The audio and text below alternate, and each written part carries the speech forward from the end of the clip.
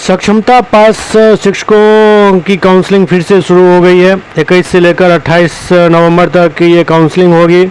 इसमें ML academy को centre बनाया गया, जहां काफ़ी संख्या में शिक्षक काउंसलिंग के लिए पहुंचे थे।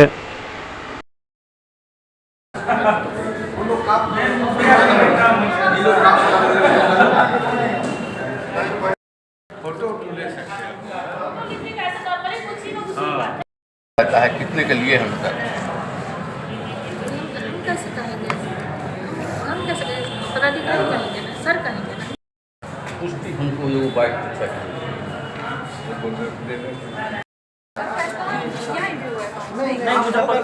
काउंसलिंग यहाँ का बात करिए ना, जैसे ही आप